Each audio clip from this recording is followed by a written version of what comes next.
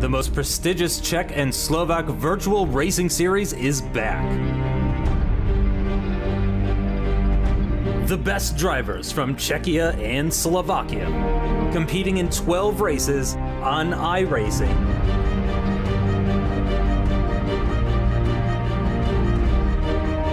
Who is going to win the championship trophy?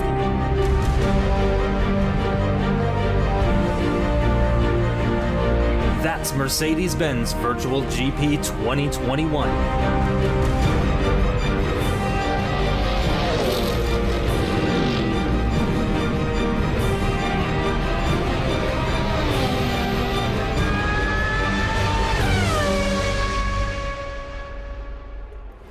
Hello and welcome back to the Mercedes-Benz Virtual GP 2021 season. We've returned for the second half of the season in the single-seaters, and we're going to kick things off at the home of Grand Prix racing at Silverstone. My name is Justin Sutton, and joining me, it is, of course, Chris Buxton. Oh, it's home territory for me, and what a circuit we have got. And what a way to introduce the single-seaters as well to the VTB season. It is, of course, Silverstone in Northamptonshire, and this is how the championship currently sits. Still the two LPs at the top. Lucas Buxton still leading the way over Lucas Pritchard, but it's been proven that he can't just run away into the sunset. He is fighting tooth and nail, and Sirotek and Vizzy in the next two spots. Further down the field, still just as hotly contested, Rzowski, Senol, Danda, Horror, all very close in points, and then a little bit further down, Ryger, Kujela, Vakulchik still fighting for those points, still yet to get off the table, but we'll see how they do in the single-seaters. Swoboda, Sikora as well. In the Team Championship, Entropic with a comparatively comfortable lead, but ERT are still pulling that back very, very slowly. ESET, the next to break into treble digits as well. Mecha and Lenovo Legion locked in their battle for fourth.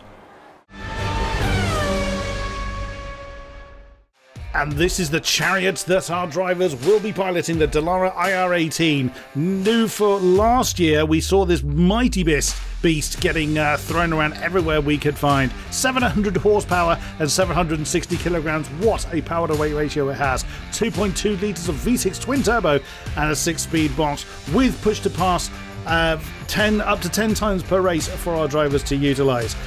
233 miles an hour, 375 kilometers an hour is a lot of horsepower under the right foot for our drivers to contend with.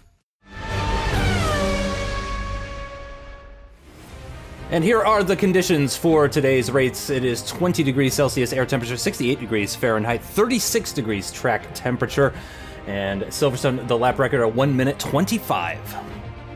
Wow, the Entropic pair on the front row, they mean business. Podstata and Matuszek. It's good to see Matuszek back up towards the front as well. Nadlik and the lead Pritchard.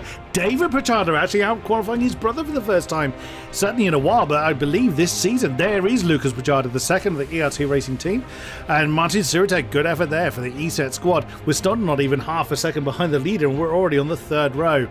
Right, Rzowski and Michael Lehman on row 4, Thomas Korny and Lubomir Moritz on row 5. We're not even a second from the leader. That's how close this grid is. Thomas Horror and Stanislav Senol take on row 6, and Stepanovsky and Danda row 7. Now just going over that second barrier. Martin Krejci and Josef Vakulchik take on row 8.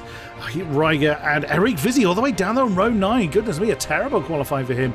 Prohaska and Kujada take on row 10. Kovarik and Jan Sikora at the tail end of the field, struggling to get to grips with this very, very tricky stallion, but we'll see how well that translates into race. Now, this car has proven a handful many, many times over. Such a different feel. No major toys to keep them under control, but we'll see how well they do. Entropic on the front row. The red lights are on. It is time to wind them up and let them ready to go for Silverstone, and away we go. Oh, that's a disastrous start from the second row. That's one of the Entropic cars that didn't get, that's Matuszek, that didn't get away too well. Oh, disaster, terrible disaster at the tail end of the field. Broken wheels, and oh my days. Now that's well, that's not going to go too well. 2 wheels dead on that one. Oh my goodness! No. We haven't even done a lap. We've only just got out of Village. That's only the third turn, and already the amount of discarded carbon fibre. That wheel's not looking healthy. And I'm not surprised. It's a safety car. What a disastrous start! That is really surprising to see, but as you mentioned, it is a completely different beast compared to the AMG GT3 that we were running in the first half of the season, so no surprise that the drivers are taking a little bit of time of getting used to it, but of course they would have practiced a lot for this race, and practiced for the start as well too. Since we've got this safety car period, I think, Chris, it's worth pointing out that actually this car has a new damage model this year compared to last year, so it was new for last year, but this year, the damage model has been upped a little bit, which is why we're seeing wheels coming off and wiggling and all sorts of fun stuff like that after an accident. Yeah, absolutely. And these cars are very, very delicate. They won't take the kind of door banging going on. There's no doors on them, but you know what I mean. As we've already lost Stepanovsky, one of our big shock drivers, is out. Look how many cars have recovered to the pit already. So that's how badly this this start has gone. Oh my goodness me. Now, we're also seeing, you can see a tyre graphic going on as we'll come back to that in a minute. Now, this is what's happened at, oh wow, 2 into 1 doesn't go, and because the pack is so condensed, the whole cascading effect has taken, well, there's 5 cars in that one shot alone. My goodness me. But yeah, you can see the tyre graphic is now included. We've got the soft and hard tyres that are being used. The red marked tyres are the soft ones, which most people have opted to start with, and the black is the hard. So in the pit stop phase, I believe it's mandatory that they will have to swap to the opposite one. So both compounds have to be run. As we look at pod starter, well, he can't really do an awful lot at the moment. We're still under safety car conditions, which will be a while in happening, as the tail end of the pack will have to catch up with the pack post pit stop. And look at that, Matuszek starting on the front row is down in 13th position there. Thomas Corney, he said pod starter, realizing he doesn't really want to run away from the pack. He's going to wait for that safety car's behind him. Oh no, so he's not been caught by the safety car in quite the right way. It's always difficult for the safety car to pick up the right car, and he's actually waiting for the safety car to come past him. That's Lucas Pachada. So Lucas, we know, started on the second row. Third row, 5th. Third, yeah, beg your pardon. Yeah, David Pachada all the way down there in 14th position. Let's see. Well, Josef Vikulczyk was one of the victims of the start. He had a cracking start, but then just got squeezed against the wall. What a shame, because he had an absolute crack, and then gets clouted by his teammate. Oh my goodness me. Now, that was 2 separate incidents, but unfortunately both of the VR Victoria Dexwin cars just ended up into one another, but not because of each other. That was just 2 separate incidents that happened to lead to the same bit of tarmac. Oh my goodness me. Now, we've seen it took to the IndyCars last season before we had an absolutely almighty great first lap incident, and that has happened again. But the GT3 cars obviously are a bit easier to deal with. They've got ABS, got traction control. They're designed to take a bit of argy-bargy, a bit of elbows out, but these are not designed anywhere near in such the same way. Monstrously quick, 375 kilometers an hour. Not that they get that around Silverstone. They would need a very long straight to do that. But yeah, there's a few people just not quite getting the spacing quite right in these very delicate cars. But yeah, there's still racing to be had, but this safety car period may last a little while. Yeah, I don't know if you noticed this, but Sirotech, his wing seems quite down, just depressed maybe. I'm not really sure, but you can see the car ahead. It's wiggling around and stuff like that. We're on board with Michael Lehman, but up ahead it's Sirotech with he's getting a little bit closer. You can really see that wing moving around now. I'm not sure that's ideal. It looks like the engine cover. The engine cover as well, doing a bit of bouncing as well. And all this as well, by the way, Eric Vizzi is up into 6th position. Wow. Started from 18th up to 6th. Now, of course, lots of cars went into the pits, so that was and there was a big incident. So that's really handy, of course, for him. But it just really goes to show, how he capitalized on that difficult situation, moved himself up 12 positions. That's a heck of a start for Eric Vizzi. And you got to think that he was starting right by where all that action happened. So he did very well not to be caught in it. That's always the danger if you have a bad qualifying. There's the second ERT car of David Pachada. So now he was. He was caught out at the beginning, wasn't he? Now Lucas Pachada, I just realised, has actually assumed his usual spot of second position behind Lucas Podstarter. And there is the front of the field, so the Entropic leader, championship leader as well, of Lucas Podstarter, then now in his position behind the safety car, because the car not quite picking up the right car to begin with. What was that? Sirotech pits. Yeah, he's going to get rid of that wing, it seems. Well, I mean, that would have been difficult to maintain that, and rear wings take a while to replace as well, so he may be there a while. The fastest lap indicator going a bit mad, which, as you would expect. So we're taking a casually look at a leisurely stroll around Silverstone at the moment. In these, yes, what finer way to enjoy Silverstone? The 700 horsepower when you can only use about 1% of it at the moment. But that's the nature of racing. Of course, the safety car rules, of course, had to kick in with that many cars coming to grief so early on. I've been to Silverstone. It's one of the few circuits I have actually been to. I got absolutely boiled there in 2018. And 36-degree track temperature. That's pretty toasty as well.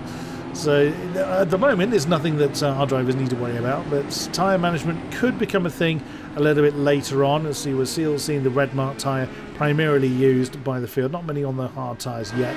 But the longer the safety car goes on for, the less of an issue that becomes, because they're not having to stretch tyres out quite so far. We can't see the push-to-pass amount, unfortunately, so we don't know when someone's utilising that feature of the IndyCar. As we now see David Bricciardo working his way through the field. Now he will be allowed to catch the back of the field, and the safety car period will continue until those that are in the pits, those that are returning to the pits, as the marshal reappears right in our view. So once everybody that is going to leave the pits, we have had a couple of retirements as we saw.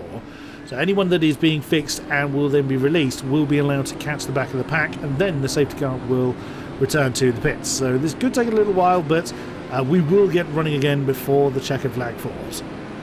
And of course, at least typically, this sort of thing would really benefit those on the soft tires, because they are essentially ticking off laps on the compound that wears quite quickly, typically, but they're doing it at a very leisurely pace. You can see at the top left corner of your screens, of course, for everyone at home, that the timer is still going down, so we don't stop the clock or anything like that when the safety car is out. But yeah, this will benefit those that are on the soft compound of tire more than those that are on the harder compound of tire. You would expect anyway.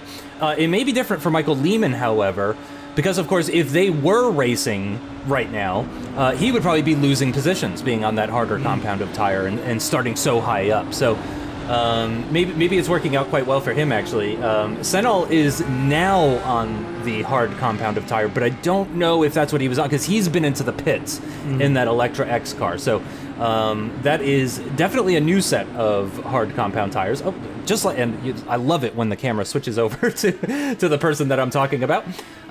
So I don't know if that's actually what he started on, but yeah, he's on those hard compounded tires now.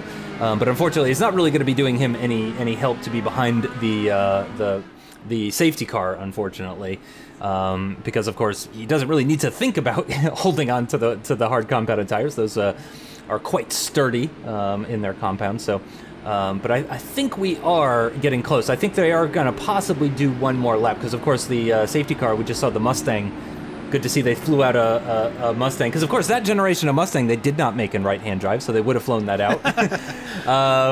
But yeah, it looks like it's going to stay out for one more lap, but I have a feeling that's going to be the last one, because we can see everybody is out of the pits now except for Kovarik in the second VR and Victoria Dexfin. And Lucas Bricciardo is still just as intense. Remember we were talking about this before? He had that really concentrated look when he was battling Lucas Podstarter in the previous race. It's still just as intense behind the safety car. Whoop, that's Rosowski, I think, that was getting a little bit eager on the right foot there. Jumping out behind will be Martin Nadley, right up there in third position for Benzina. He's enjoying the fact that he's one of the big shot cars unlapping themselves, I believe. So that is, well, we've lost one of them. So we're not going green. Not going green. You just heard that announcement being made by the onboard spotter there. So that coming through would be that's Thomas Horror that's come through to unlap himself. We lost Stepanovsky in the early in the early fracas of this race, so he's been allowed to unlap himself. I'm assuming then that Danda, Vakulchik and Riger will do the same. Is that Senol in the pits again? It is. So, I mean, it is possible. It's a little embarrassing to do, but it is possible to nudge the car in front of you when you're in safety car conditions. I mean, you're kind of concentrating, yes, but you're kind of, the adrenaline's going, you're really wanting to get going, and there is Lucas Danda. Now he's been released, and you see he'll fly past the field to get himself on the lead lap, and right behind him that is going to be for Vakulchik doing the same thing. Of course, he has to be careful. He can't just fly around the track with reckless abandon. He has to be careful he doesn't clout into anybody. So he's trying to unlap himself, but he's being careful about it. He's doing it the right way, because if he was to then cause another incident, we'd have to start this sequence all over again, which of course is not what anybody wanting. It looks like Kovarik is not returning to circuits. He's been in there quite some time, so that would be a great shame if that is the case. So Senol wasn't in the pits very long on his second visit, so he's so that'll be an advantage to him. Now we might see in this, and he's on the softs now. He is indeed. So that we've only got 2 drivers on the harder tyre now. So now that could play back into their hands, because if they've done the mandatory stop and the fuel tank is big enough to go around, they won't have to lose the, what would it be, 40 odd seconds or whatever the pit stop, overall pit stop loss is with the tyre change going on. There's some of the backmarkers coming through. That'll be probably Lucas Danda and Vakulchik coming through. Don't hit the safe car! I thought he was going to get sideswiped by the Mustang. You really don't want to hit that thing, yeah. No. So yeah, I think we're just waiting for Stanislav Senol now, as through went Riger. So I think there is Stenol. Yep, there he goes. There is the Electra X car just going through. So now they will be allowed to go closer to racing speed. I think they still have to maintain a delta. I don't think they can go absolutely flat out. But they are obviously going quicker than this to be able to catch up to the back of the pack. So 20 cars will get going again once the Mustang leaves the field. But that's going to be, like you say, just there's at least another lap behind the safety car. But we will get this going. Now, again, this is where the nerves and where the mental aspect will come into play, because this is not something that the drivers would practice. They're not used to kind of being at this kind of pedestrian pace. Whenever you practice lap on lap on lap as a driver, your instinct is to attack every corner at set speeds. And when that whole routine is upset in some way, you've got to kind of mentally reset yourself, which sounds a bit odd when you think, well, how difficult is it to trundle around behind your safety car? I've seen the pros get it wrong. So, I've seen I think we've all seen it, where, there's been a safety car period and someone has accidentally stuck it in the wall or into the car in front of them. We've all seen it happen. It's surprisingly easy, and the lights have just gone off on the safety car. So that will be pulling in at its first opportunity. Yep, and we will return to racing after this final lap behind that Mustang. And really excited for this race. And of course, it will be a rolling start, though, so it's not going to be the same start that we had at the beginning of the race. This is going to be different circumstances, so we do expect it to be cleaner. But yeah, I have to say, at the very least, these drivers were treated to exactly how delicate these cars are now in the 2021 season, because like I said, things have changed since last season, since we drove these cars, and yeah, I mean, you can get away with even less now in terms of contact and all of that kind of stuff, because you really will pay the price significantly. And who knows, and there we go, safety car confirmation is in this lap. Again, we did see the lights go out already, but that is confirmation from race control, just letting us know that is indeed how things will be proceeding. And you can see the drivers now are starting to take their tire and brake temperatures a little bit more seriously. We're starting to see the weaving. Also, the drivers have unlapped themselves that are at the back, so the drivers at the front can now safely weave back and forth, get a little bit of heat into those tires. I imagine they don't have to do too much weaving, though, with the track temperature that we have today. No, probably not. And if casting your mind back, we've seen these cars get very easily unsettled as well on more bumpy circuits. Now Silverstone is very, very smooth, so it'll suit these cars pretty well. But somewhere like Phillip Island or Mid-Ohio, I think, we've seen just where the bumps just absolutely catapult these cars into the walls. So it's one of these things that drivers have to adjust. You know, driving a GT3 car, that sort of thing is very. It doesn't matter what sim you're in. Generally, the feel of a GT3 car or a GT car of some description, there's a lot of transferability between different sims and different cars. So these drivers are fairly familiar to that. These things are a really, really unique beast. Those rear tyres, as big as they are, if you plant the rear foot, the rear tyres just stare at you and laugh. They will have no chance of keeping 747, I think it is, horsepower under control if you don't moderate your right foot properly. There's no traction control in these cars.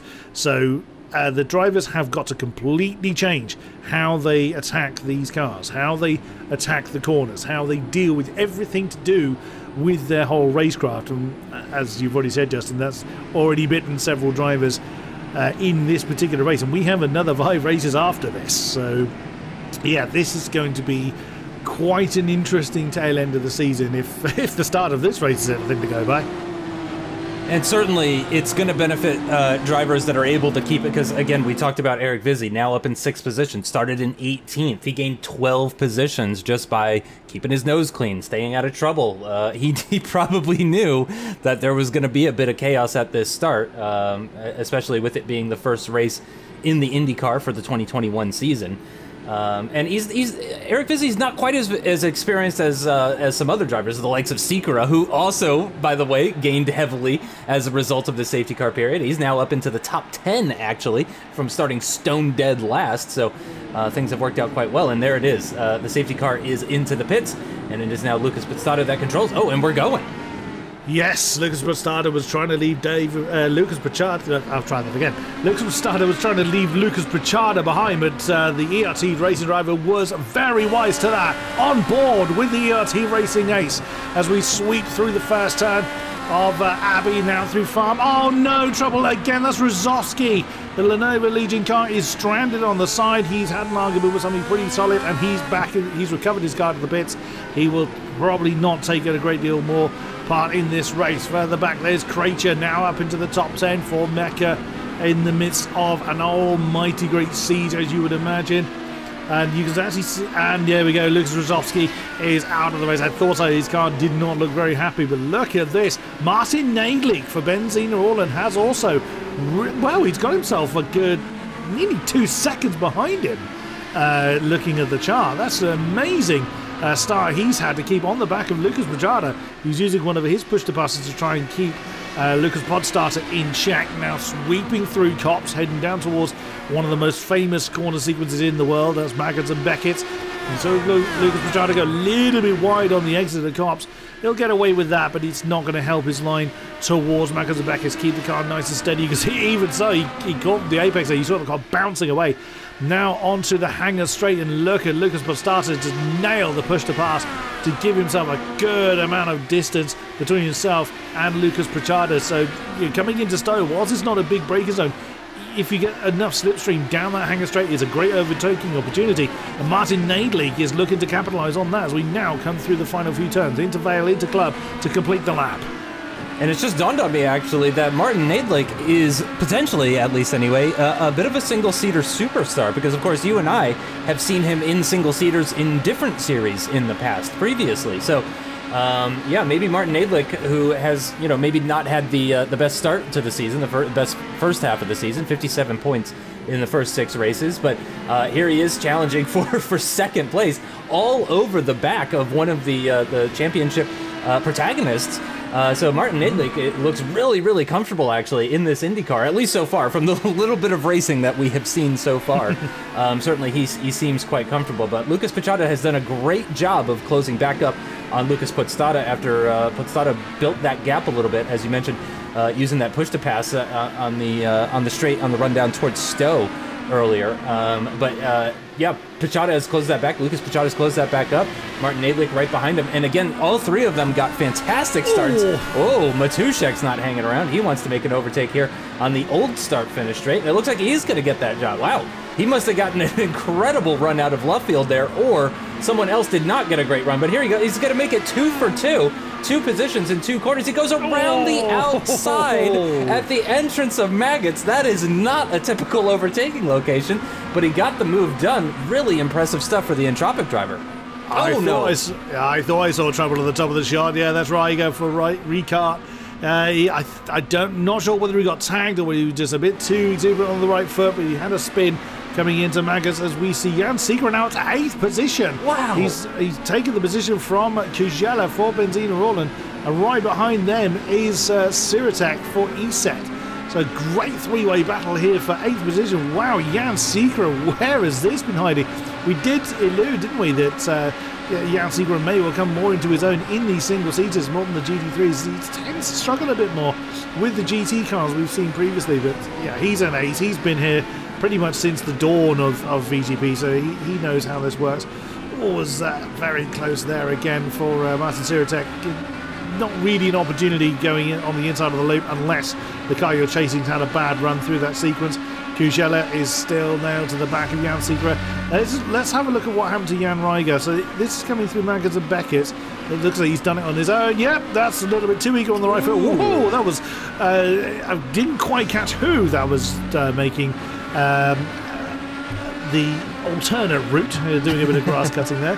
Oh wow, Martin Siratek has fallen a bit off the back of these two. Just about seeing under the nameplate at the bottom of the shot there. That's on. Now we're on board with the Benzina Roland in number 34 as we get a great driver's eye view. This is Maggots and Beckett are coming into now. Oh, a little bit deep there for Jan Seeker, but he does manage to keep his car going. Jan's probably going to have a good run. Oh, that's a change for second. That's Nadlik. He has actually managed to get the move done on Lucas Pichota. Well. You don't often catch Lucas Pichota napping. And here we go again. That's Kujana and Seeker swapping round. Or is it? Oh, we're going to go 3-wide coming into Vale. My Surely goodness, not. Jans. Ooh, that's optimistic from the East over. But Jan Seeker, what a defensive move. Wow, Jan Seeker kept his head. That was incredible. Oh, wow, as then fighting further back as Kujela, because he was out of position going into Vale, he was very, very slow getting out of club, and that's cost him the position on Martin Siratek. What a great move by Jan Seeker. Oh, no, David Pichota. What has happened there? This race just keeps getting weirder and weirder, doesn't it? Well, I mean, he's giving us a lot to shout about. There is, I thought that was a leader for a second coming through, but that's the other Entropic. That was Matuszek that was coming through. As we jump up to 4th position, Thomas Horror, big shot, up into 4th position. What a great race he's having, but he's just not quite had the pace of the top 3. You're going to look at Eric Vizzi, who, like you said earlier, Justin's had a great start, but it's not quite been able to get on the pace of the top 3 at the moment. It could be because he's in the midst of traffic. He's staying very close there. You can see him in the inset there. So again, keep him focused. I love those mouth moves he's doing. Honestly, as a driver, you really don't know you're doing them. As side by side, coming into Maggots. My goodness me, Matuszek is on a mission. Wow. Yeah, I think Matuszek might be really upset about having been so far down. Oh, here we go. I think that's Siratek. Yep, that is Siratek making the move on Seeker. Let's see, Seeker has got the inside line, but that'll become the outside line as they descend down the hill coming out of Stone. Oh no! And that is heavy impact for Matuszek. Matuszek is missing a wheel. Once again, that new damage model on full display. And unfortunately, that's happened at the worst possible part of the track for Matuszek. Is he going to even be able to get back around? I wonder. He's certainly going to give it a go. Certainly, look at that. That is not how that wheel is supposed to be attached to the surface of the track. No, I mean, occasionally the damage model is misrepresented in spectator camera, so I suspect that wheel is actually attached because he's going forwards too quickly for that to be rubbing, laterally along the floor like that. You'd think so. Yeah. What gave me that idea? But oh my god! And Martin Siratek is out. Oh my goodness me, man. that's a shame. That is a great shame, but oh dear, I think the stewards may have something to say about that. There is Matuszek. What a shame for him. He was having such a great recovery drive after the disasters of, well, no, that wheel may not actually be attached, but the way that he couldn't really turn left properly coming through Aintree. So that wheel may actually be dragging itself like that across the floor. Either way, he's going to be in the pits. I mean, fair play for him to actually try and limp that thing back to the pits. Yeah, but like you said, one wheel actually just... he's only got two wheels on the ground in certain points. But yeah, like you said, that happened at the worst possible time, literally just past the pit lane entry for Matuszek. But fair play to him for still trying to manhandle that car back to the pits. If he had been, you know, in a single-player video game when that happened, he would have absolutely cut across the grass and just beelined for the pits. But no, this is a very... Oh, that was a big old slide for the remaining ESET car of Thomas Corney. I would love to get a slow motion of that if we possibly can. That was a lot of smoke coming off of the back of that car, but let's have a look at the replay. So again, Secra had the inside line as they made their way through Stowe. It was Siratek that was on the outside, and that's a strange one. I think that is a bit of a lag bubble sort of situation. Yeah, I wonder that. I mean, he just pitched left, didn't he? But it looked like he hit something. So yeah, I would say there's kind of lag or desync or something going on there that is sadly something that sim racers have to deal with, as Krejcer has made his way back into the pits for Mecha or for Sim. Yeah, that was a bit odd because there was no reason for Jan Seacrest's car to suddenly pitch over like that, but he didn't look like it was a voluntary action. Yeah, I think, like you say, that's a lag or some kind of technical problem that's gone on there. Whilst we've been looking away, Lucas Pritchard is actually back into second with a second's gap back to Martin Nadlik, but he's a second back from Lucas Podstada as well. So I don't want to say normal order is resumed because I don't want to kind of curse Lucas Pritchard to always remain in second position. So let's have a look at Matuszek then. So this is behind the Jan Sikora incident. You just suddenly see, bang, there he goes. And sadly, there is no way he could have responded quick enough to avoid that. The only thing he could have done differently, which is easy to say from the commentary position, was hit the brakes. But you just don't know. You're in the heat of the moment, and you don't have time to process all the possible connotations of what's going on. Is that Lehman? That's indeed Michael Lehman that's come in. So further troubles for the field. Yeah, no, that's exactly right. But you never know. Oh, that's unfortunate. Matuszek has retired from the race, which is unfortunately his first retirement, and it's going to be his first race out of the points since Daytona, actually. So that's really unfortunate for Matuszek, who has been really one of the... We've had many great rookies this season, but Matuszek has been another one of those for sure.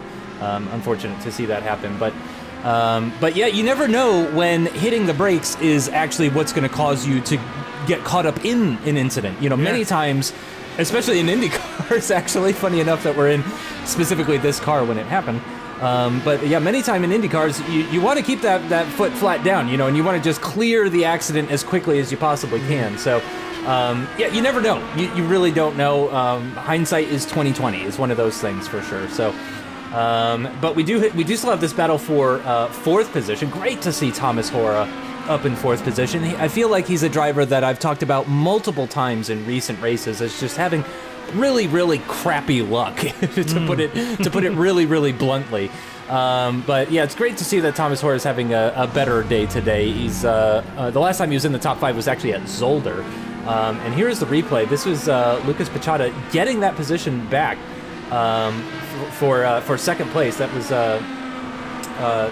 him retaking that second place position. As we mentioned, we did miss that earlier, but good for him. He does manage to get that position on Martin Nadlik, and Martin Nadlik, though, still keeping up to the back with him. Again, Nadlik didn't have the best of starts in the GT3 cars, but so far so good.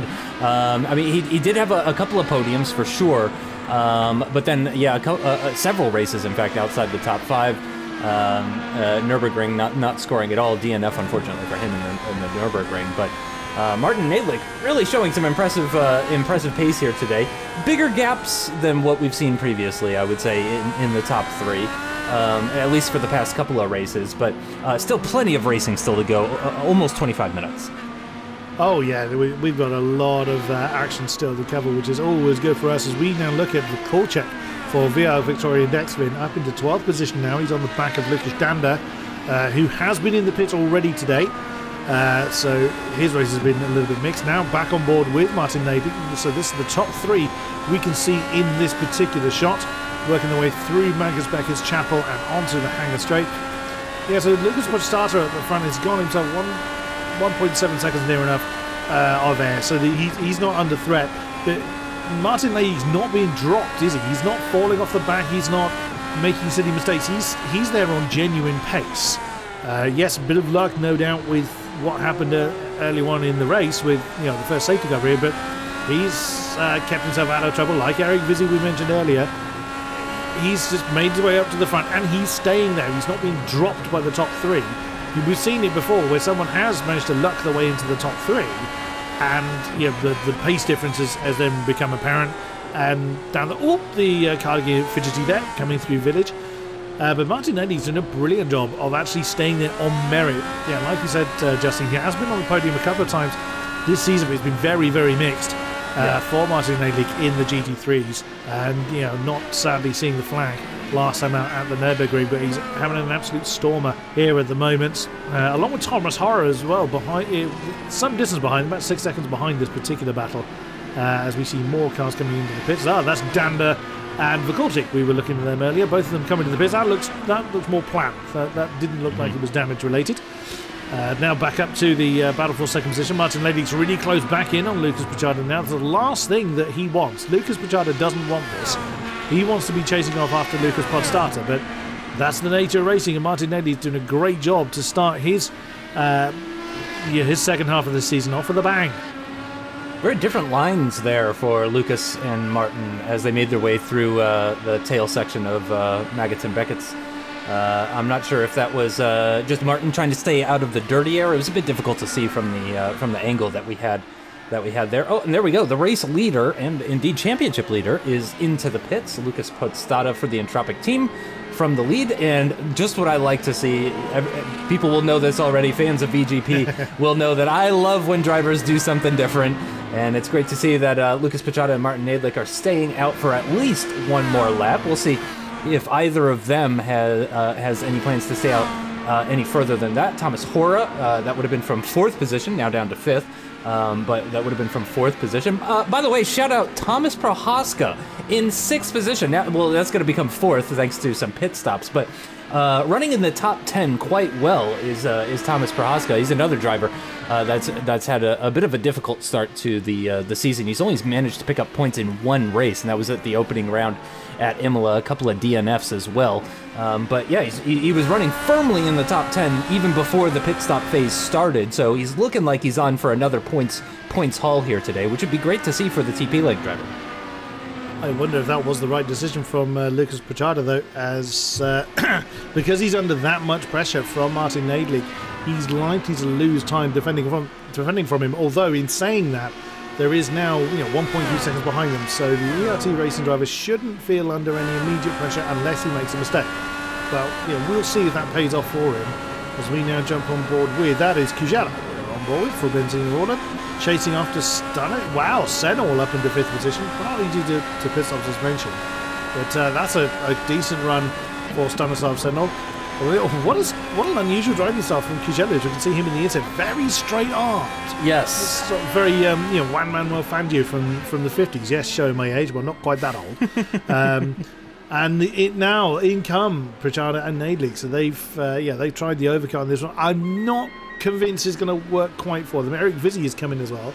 There is the championship leader, the race leader elect. So we'll see if it pays off. It wouldn't be the first time I've made a wrong pit stop conclusion. Thomas Prohaska has also come in, and the top 6 have all decided to pit now. Yeah, it seems that this is where the field is starting to run out of fuel. because yeah, everybody in the top 6 is into the pits at the moment, but we're going to keep our eyes focused on Lucas Podstata, the championship leader and potentially race leader, as Chris mentioned. There he goes around the final corner, and there is Lucas Podstata making his way out of the pits now. It is going to be pretty close, I think, between the two of them, but Lucas Podstata is, in fact, going to maintain the lead. Podstata is going to have a bit more speed coming into this corner. His tires are going to be up to temperature as well, too. And also, I think they're on different tire compounds. They are. Podstata's on soft, and I think Podstata is on hards. He is. If I'm not mistaken. But here goes Podstata. He's using a bit of push to pass here. He's going to move for the inside line into Brooklands, and it looks like Lucas Podstata is not really going to fight it. I wonder if he knows about that tire compound deficit. He could well do. Now, I thought that it was mandatory to have both tire compounds used. I may not have that fact particularly correct. Did he run the other tire earlier? I cannot remember. I don't think he did. I think he stayed on the soft. So it could be that Podstata is actually going to stop again. Now, that would be unusual. We haven't seen many two-stop strategies work. No. And look at the difference between himself and Lucas Podstata. He's really leaving the ERT racing driver behind. But that's mainly the entire compound difference. Because here, Mac and Zabetti is going to be where the soft tyre will shine over the hard. Yeah. But if Lucas Podstata realises that tyre difference, and if he doesn't have to pit again, why bother fighting Podstata? Just let him go. His strategy will come good later on. We will see. I mean, there's plenty of time for that to enact. But it could be that Lucas Podstata is if he has to pit again, he is going to have to fly right now. He's going to have to really bury that right foot. Yeah, it's a long pit stop here at Silverstone as well, too. No surprise, fastest lap of the race. A very ominous 1:38.666. And he is indeed very, very quick. We knew he would be, but again, it is such a long and slow pit stop here at Silverstone. A very safe pit stop is a way to put it. Very, very high safety standards at the home of Grand Prix racing. So yeah, he's really, really going to have to build an absolutely enormous gap. And we saw Lucas Podstata on the hangar straight using his push to pass. And I think that was just to kind of, stay within the slipstream, try to get the slipstream as much as he can from the Entropic driver. But it looks like that's already probably too far away. I don't think he's going to be picking up any sort of slipstream at this distance anymore. Not that far, no. No, yeah. So he would have picked up a little bit of slipstream. Maybe it gave him a tenth or so. But yeah, Lucas Podstata is really, really going to have to put the hammer down in order to build an absolutely enormous gap, and he's going to have to do it in a little under 17.5 minutes, plus whatever time remains for the final lap. Because of course, when the timer ticks down, the drivers still have to complete the lap that they're on. So it's going to be a little bit more than the time that you see on the left-hand side. Just how much more will be determined by how close they are to that zero end of the timer as they cross the line. So we'll see how that works out. Lucas Podstata is on those hard compounds of tires, and one thing we haven't pointed out just yet, Chris, is that the pit stop phase has really favored Lucas Podstata over Martin Nadlick, and they are both on the hard compound of tires. So while Podstata's gone on to the softs and is kind of checked out and is doing his own thing, Lucas Podstata has definitely gotten the upper hand on Martin Nadlick, about 1.5 seconds between the two of them. And you can see at the bottom of the screen as well, the lap time difference last time around, 1.5 seconds to Lucas Podstata's favour. Now, I've just rechecked, and I was correct. Both the drivers have to use both tyre compounds during the race, and they must not pit on the final lap. So they can't just banzai until the very, very last second and then come in and do just the final lap to the checker flag on those tyres. They have to have one full racing lap at least on the second set of tyres. Now, what order they do them in is entirely up to them. So it does look like Podstata is trying the two-stop strategy here. That's brave, but wow, has he got some pace at the moment. I mean, if he pulls that off, that'll be absolutely incredible. But it's just generally something we don't see in these sub-hour races. Oh, that's Krejci having an argument. That is Thomas Prohaska for TP Links. So a lovely scrap then forming for 9th position. What tyres are they on? So the soft tyres for Krejci, and we'll see when the TP Link car swings round. Is that hard tyres, I think? It is. Wow, and that was Prohaska making the move on Krejci. Well, that's someone with confidence in their car. Yeah, really, really impressive. Again, I have to shout out Thomas Prohaska having a fantastic race, which we love to see. Fantastic, great for TP Link. They will really enjoy those points. They would have enjoyed the points even more if Sikora was still in the top 10 like he was at one point. But you know, they still have one car in the top 10. So great news for Thomas Prohaska. And let's see, so what is the gap behind Krejci? It's 3 seconds, and then it's another 9 seconds down to Vakulchek, 4 seconds down to Alish Danda, and then another 12 seconds down to Ryger. And in fact, all but one driver, as it stands right now, Chris, is actually going to be scoring points. This is, in fact, the most DNFs that we've had this season, and we still got more than 14 minutes of racing still to go. Oh, big lockup there for Thomas Prohaska.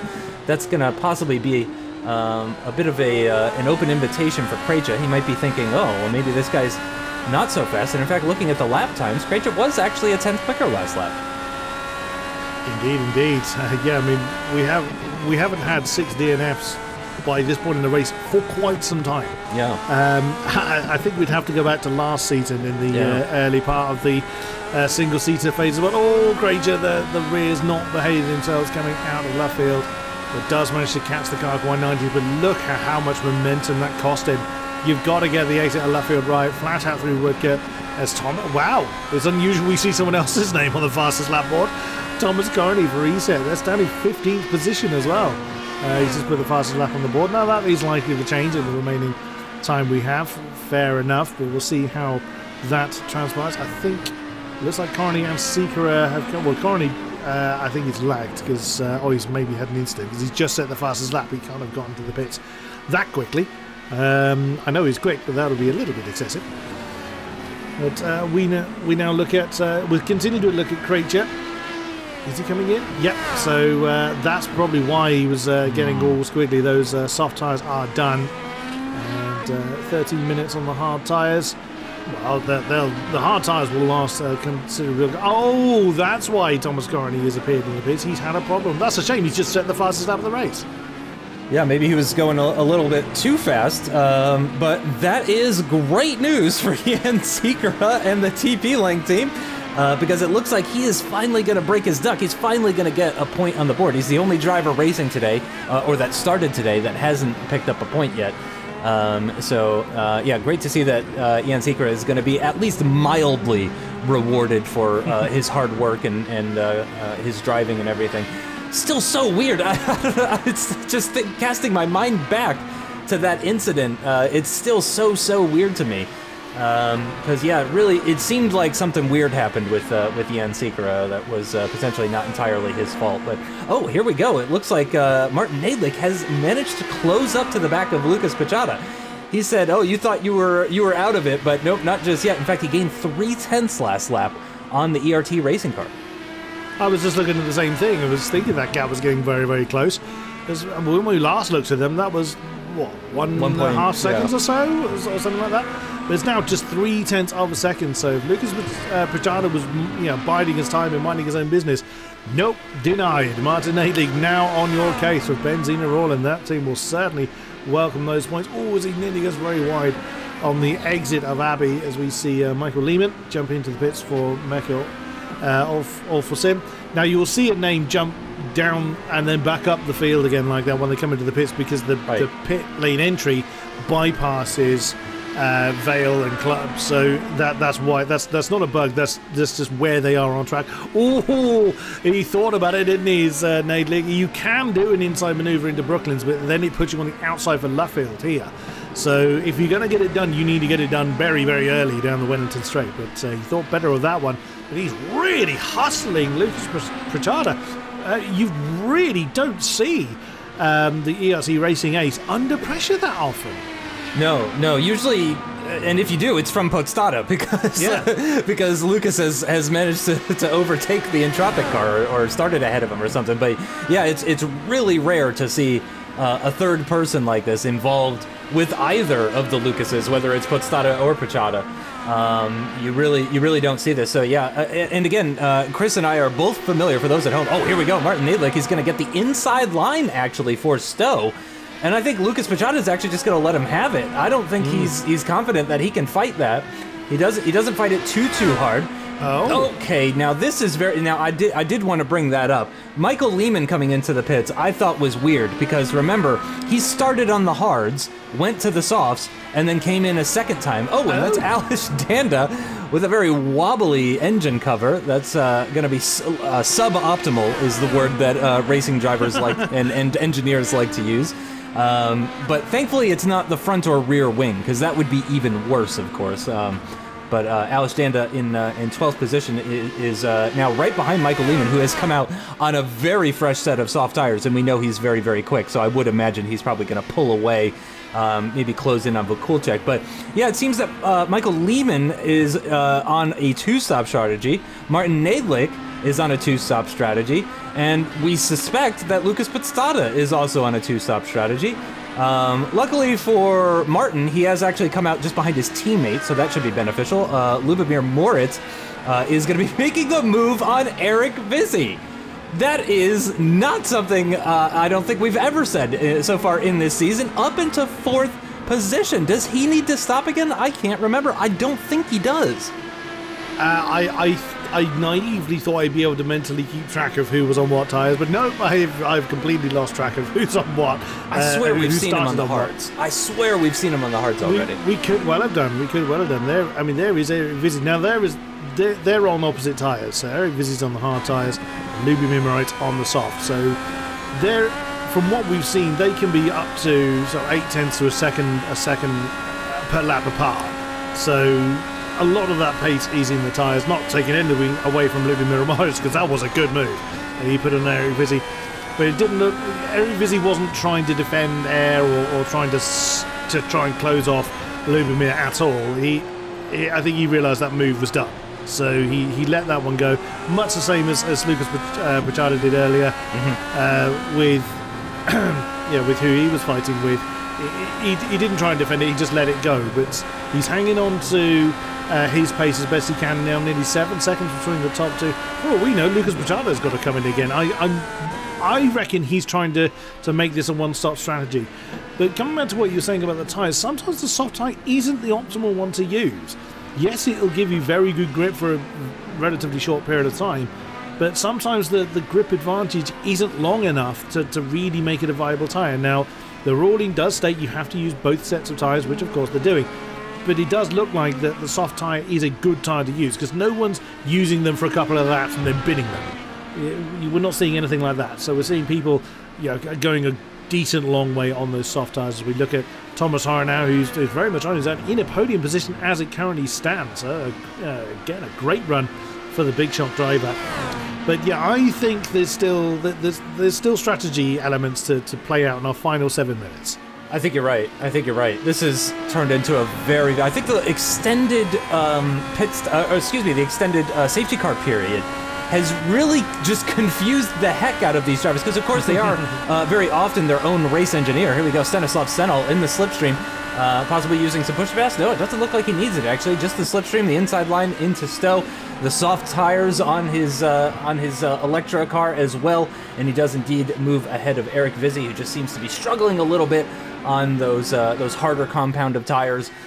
Just wasn't able to defend like he would have liked to, I'm sure, from Moritz and Senal.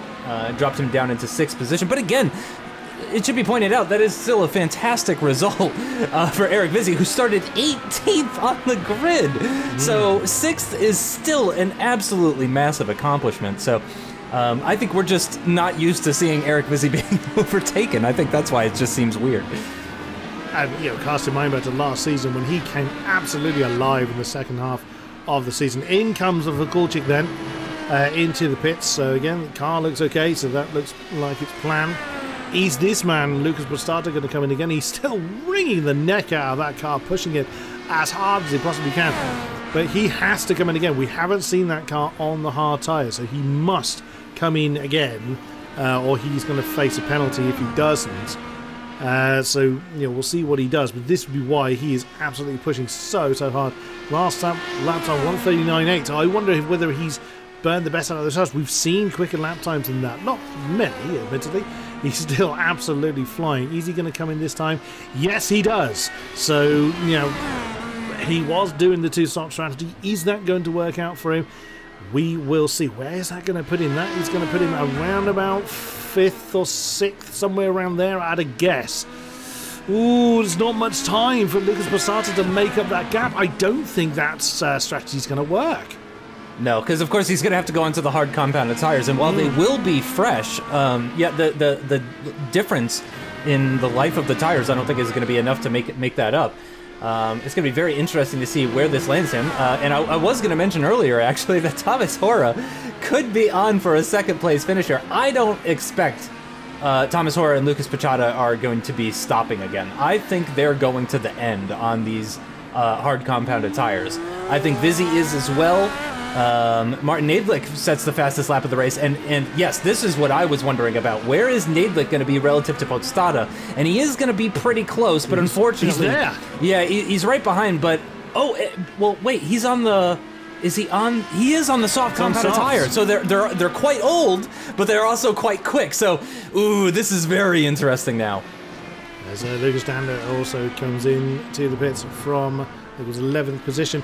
Yeah, if the race were to end now, I mean, well, the race will end in just over 4 minutes' time. I can't say, unless there's an almighty great incident up front, I can't see Lucas Podstata getting back on the podium. No. That'll be the second time in the entire season he's missed the podium. His worst finish so far has been 4th, and that was in the opening round at Imola. Wow, my goodness me. Well, I don't think we'll see the two-stop strategy come out again, but Lucas Pachada, what a time to capitalise on the points difference between the two LPs. It's still an LP on the top step, which, you know, that trend is still continuing, but it looks like, I mean, Lubomir Moritz and Stanislav Senol. Is that Thomas Hora into the pits from second? Oh no! Oh, it is! No. Oh no! Thomas Hora for Big Shock. What a shame that he's had to come in again in the dying moments of the race. Surely that's going to be 7th for him when he comes out. I would think so, or certainly in that kind of region. Oh, what a shame for him. Well, that puts Lubomir Moritz in a potential 2nd place. And I'm just going to look at the results for Lubomir. His best finish before today has been 13th, and that was last time out at the Nürburgring. And he's going to finish on the podium this time. That's a lot of points. That's a lot of points for him and for the team as well. Jan Rieger as well is going to be picking up some points as well. He's currently running in 14th position. Still on the lead lap as well, and not that far off of Alish Danda, so he could potentially make that some more points actually for the Ricart Sim team. But yeah, it is Lubomir Moritz who takes over that 2nd place position, which has been, you know, it's been moving around. There's been a lot of changes of positions actually, sort of in the top 3. Not many of them have happened on track though. Many of these have actually happened in the pits and just through the pit stops and everything like that. Surely not. Okay, I was about to really lose it for a second there. I thought Lucas Pachata was coming into the pits. Whew. Okay, so let's see, a 1:40, and he's crossing the line with about 1:40 to go, which is very interesting. This isn't the first time that Lucas Pachata has been in control of how much fuel the rest of the grid needs to use. I think he is going to back that off to make sure this is the final lap. I think so too. Yeah, we didn't quite see what the timer was when he crossed the line, so the camera got away, but I reckon it's close enough that if he really pushed it, he could beat the flag. I don't think he's going to. I think he's going to back that off. He's got plenty of time behind him to Lubomir Moritz. Oh, however, Michael Lehman is being absolutely swamped. That was Thomas Prohaska going up into 7th, and well, no, sorry, that's Michael Lehman saying, no, denied, sir, that is mine. What a scrap we've got here. Oh no, Michael Lehman on the final lap of the race is sent off into orbit, broken front left suspension, his day is done. Oh my goodness, drama still to play out. And yet another piece of good news for Jan Sikra as well. He's gonna gain yet another position in the dying moments of this race. And we believe Lucas Pachata is making his way through Maggots and Beckett's for the final time in this race. I don't know what his sector times have been or anything like that, but certainly we do suspect that he is going to be lifting off. But yeah, I would have to see a replay of that one. Once again, it seemed like there was actually a gap between the cars when suddenly one of the two cars gets pitched one way. And yeah, that was a really, really unfortunate incident for Michael Lehman, who wasn't having his best day, but was looking like he was going to be picking up a 7th place finish. But it is going to be Lucas Pichota through the final corner for the final time in this race, and he is going to pick up his 4th win of the season, the opening round in the IndyCar as well. And Lubomir Moritz is into the pits. That is not allowed. Or no, it says final. Is the checkered flag out? I'm actually not sure. Yeah, but the ruling states they can't do it. They can't do the tyre stop. They can stop. They can pit on the final lap. I don't believe this. Lucas Pichota is in a podium position. Unbelievable.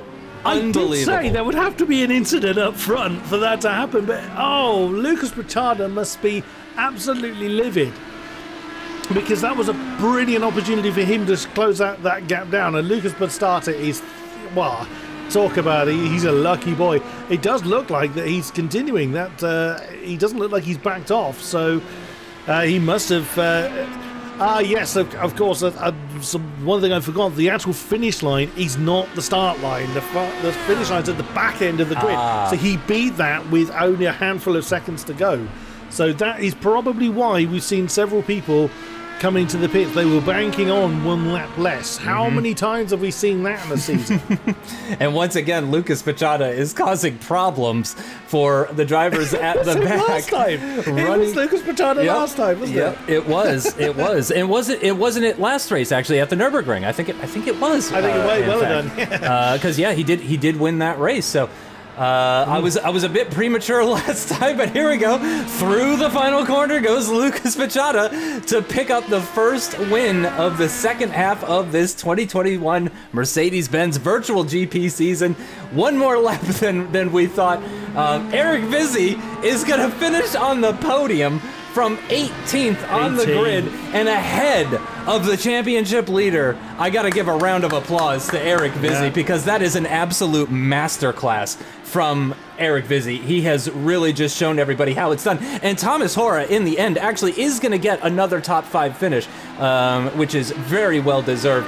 I mean, he could have been a 2nd place, actually, if he had managed to work out the fuel and everything. And oh no! Oh no, Lubomir Moritz! Oh no! I don't believe it! We had this before, we had this at Monza, didn't we? And then Prohaska ran out of fuel on the way down to the line. Oh my goodness me, drama right as... Oh, there's another one! Prohaska again! And don't tell me he's run out of fuel on the way down to the line twice. Please don't tell me he's done it again. I'm pretty sure it was Thomas Prohaska at Monza last time around that ran out of fuel on the final turn of the final lap, but... Now looking at Lucas Danda, who doesn't seem to be having as many troubles as the rest. Oh my goodness me, what a way to kick off the second half of the season.